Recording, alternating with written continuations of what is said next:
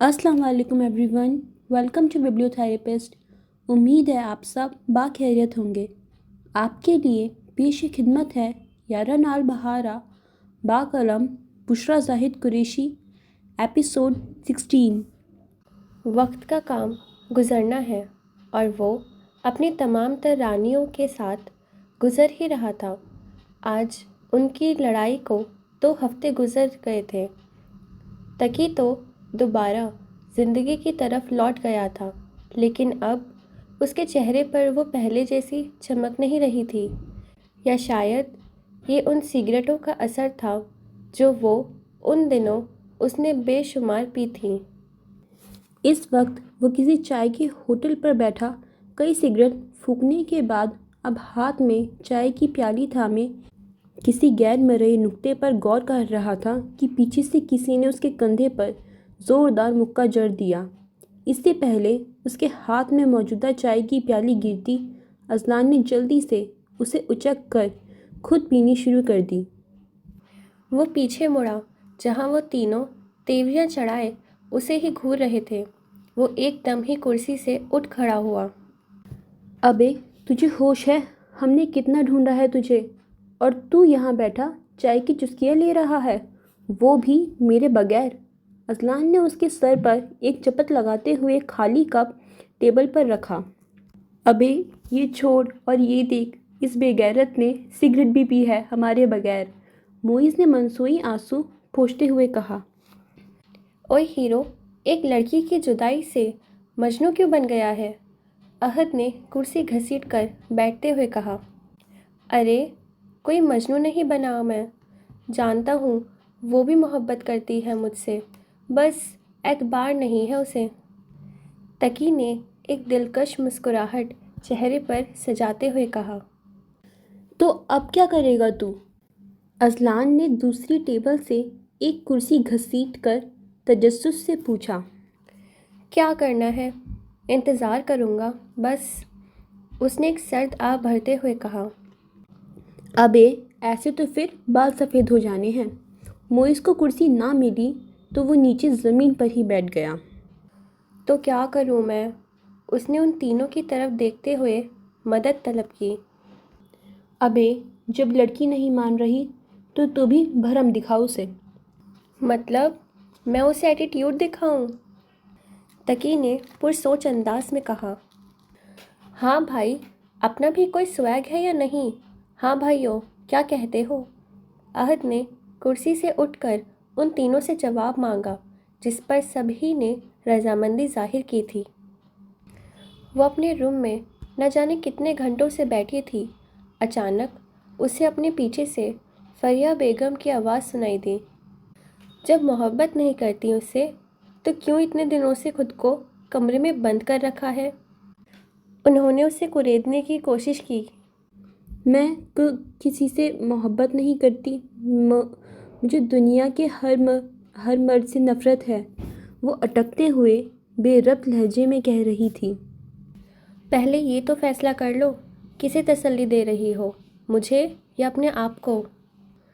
वो उठकर चली गई और पीछे वफ़ा को अपने अल्फाजों में उलझा गई थी। वफ़ा को अपनी की गई गलती का एहसास था और वो इस पर किसी हद तक शर्मिंदा भी थी, जबकि उसने तकी का मुवाजना अपने बाप से भी किया था और वो अब तकी के लिए शायद कोई जज्बा भी रखती थी, जिसका एहसास उसे इतने दिन तकी से बात ना करके शिद्दत से हुआ था। लेकिन वो मर्दों पर भी एतबार नहीं कर सकती थी, या शायद एतबार करने से डरती थी। वो कई दिनों से इसी उलझन का शिकार थी। बेनिश और मोमल के बेपनाह इसरार पर वो शादी में शिरकत के लिए राज़ी तो हो गई थी, पर वो तकी का सामना नहीं करना चाहती थी, जो बहरहाल नामुमकिन था। आज उन दोनों की मेहंदी की रस्म थी और वो दोनों गुलाबी और हरे रंग के कॉम्बिनेशन के गरारे में हल्के फुल्के मेकअप में, कानों और हाथों में गेंदे के फूलों के गहने सजाए वो दोनों ही गजब ढा रही थीं। कैसी लग रही हूँ मैं? उन दोनों ने कमरे में निगरानी करते आलियान की तरफ دیکھتے ہوئے پوچھا۔ میں نہیں بتاؤں گا، آلیان نے شوخی سے کہا۔ نہ بتاؤ، ہم بھی مرے نہیں جا رہے ہیں، بینش نے تپ کر کہا اور جانے کو مڑی کہ آلیان کی آواز پر مڑ کر اسے دیکھا۔ قسم سے تم دونوں کو دیکھ کر ایک شعر یاد آ گیا، بھائی عرض کیا ہے، جن کی صورت دیکھ کر چاند بھی چھپ جائے، ارے توبہ ایسی صورت کسی کو نہ دکھائیں۔ وہ کہہ کر کمرے سے بھاگ گیا اور وہ دونوں منہ کھولے ایک دوسرے کو ہی دیکھتی رہ گئیں۔ وہ نارنگی اور ہرے رنگ کے انگ رکھے اسٹائل کے فراک کے ساتھ ہرے چوڑی دار پاجامے میں پہنے بینش اور مومل کے کمرے کی طرف جا رہی تھی۔ اچانک اس کی کلائی زیتون کے پیچھے کھڑے اذلان کے ہاتھ میں آ گئی۔ چہرے پہ میرے زلف کو پھیلاؤ کسی دن، کیا روز گرجتے ہو، برس جاؤ کسی دن، اذلان نے ایک نظر اس کے سر پر ڈالتے ہوئے کہا، جب کہ کلائی ابھی تک اس کے ہاتھ میں تھی۔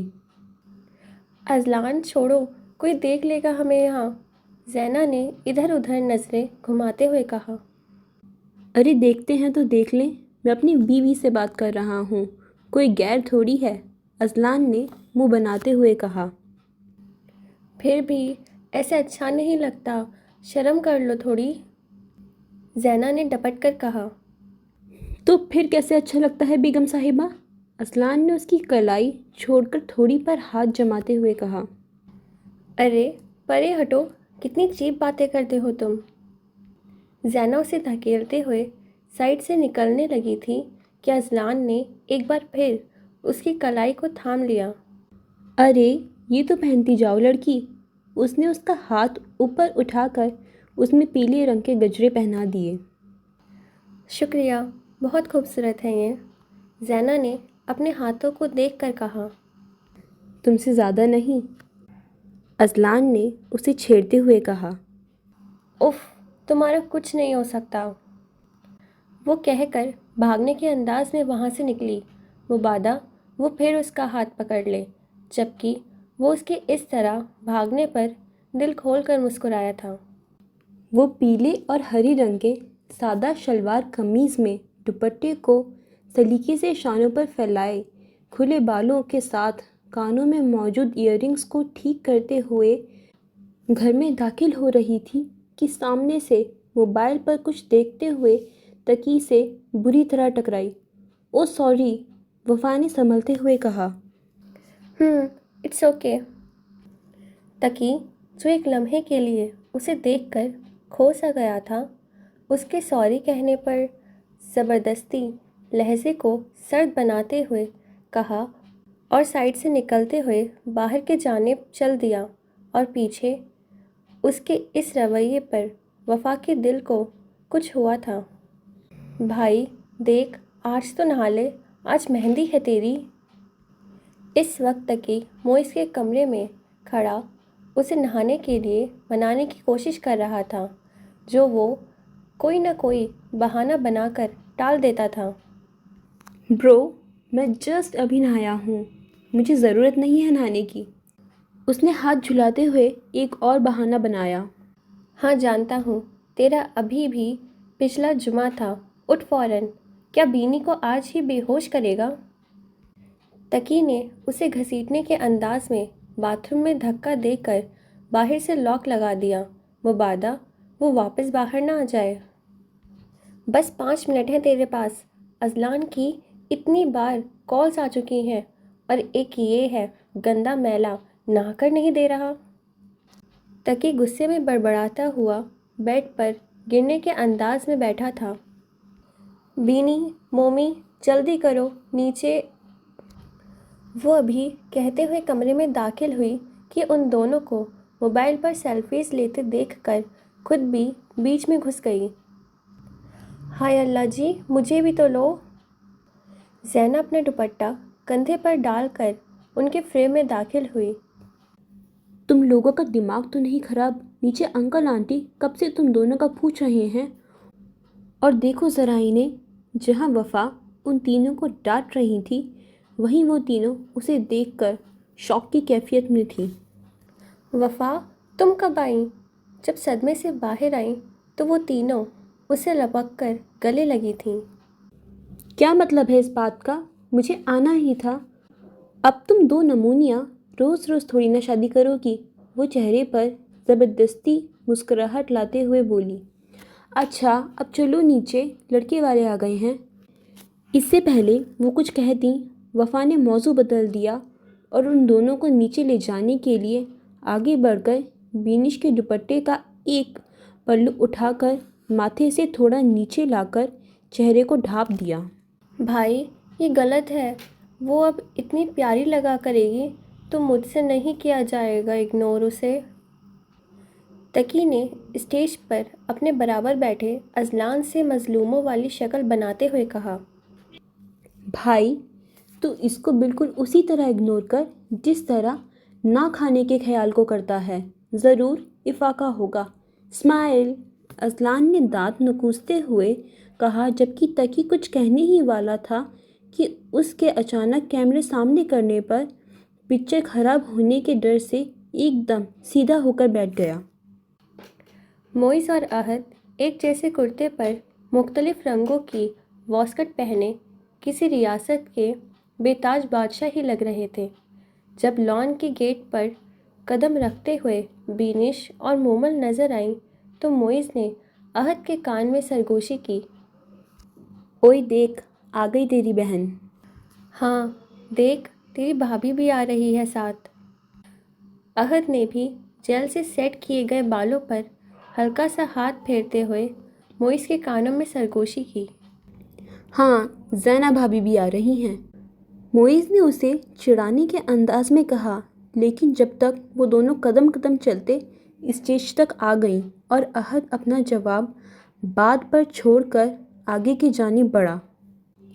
अहद ने अपना हाथ आगे बढ़ाया ही था कि मोमल से पहले ज़ैना और वफ़ा ने अपनी हथेलियाँ आगे फैला दीं। क्या?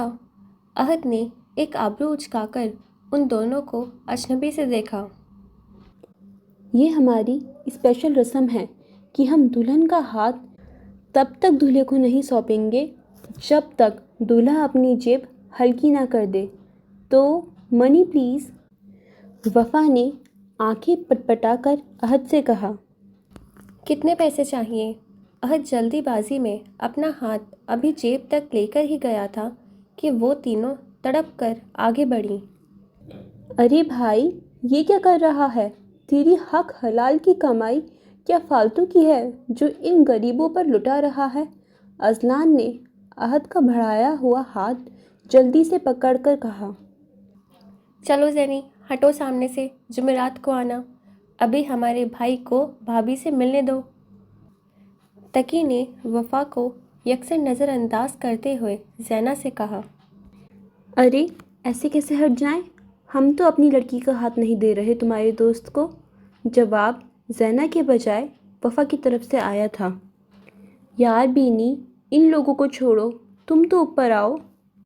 मोइज़ ने बेजारियत से कहते हुए अपने सामने खड़ी बीनिश को एक सीढ़ी ऊपर खींचा तो सबकी तवज्जो उन दोनों की तरफ हुई, जबकि उनकी लाताल्लुकी का फ़ायदा उठाकर अहद ने भी मोमल को एक पल में ऊपर खींचा था। ये क्या चीटिंग है? हमें हमारा नेक दो। वफ़ा ने एक बार फिर तपते हुए कहा। अजलान, तुम इन दोनों को कुछ कह क्यों नहीं रहे?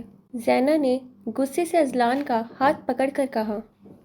मैं क्यों कहूँ भाई, मेरे यार हैं दोनों, उसने गर्दन अकड़ा के कहा। और मैं बीवी हूँ तुम्हारी। ज़ैना ने एक जुमले में उसे बहुत कुछ बावर कराया था। भाई, दे, इज़्ज़त का मामला है जानी। अजलान ने उन दोनों को मुल्तजी लहजे में कहा। मैं तो आज वॉलेट ही नहीं लाया हादी, अभी उधार दे दे, बाद में दे दूंगा वापस। मोइज़ ने उसके हाथ में पकड़ा वॉलेट झपट कर वफ़ा के हाथ में थमा दिया और अहद उसकी इस फुल स्पीड में की गई कार्रवाई को मुँह खोले देखता रह गया। आजा जिगर, तेरा मुंह काला करूं। तकी ने मेज़ पर से एक हल्दी का बाउल उठाकर اذلان کو دیا جبکہ دوسرا اپنے ہاتھ میں اٹھا کر ان دونوں کی طرف بڑھایا۔ نہیں، مجھے نہ لگانا، مجھے اس کی اسمیل سے الرجی ہے، موئس چیختا ہوا پیچھے کو ہوا۔ ارے ایسے کیسے چھوڑ دیں تجھے؟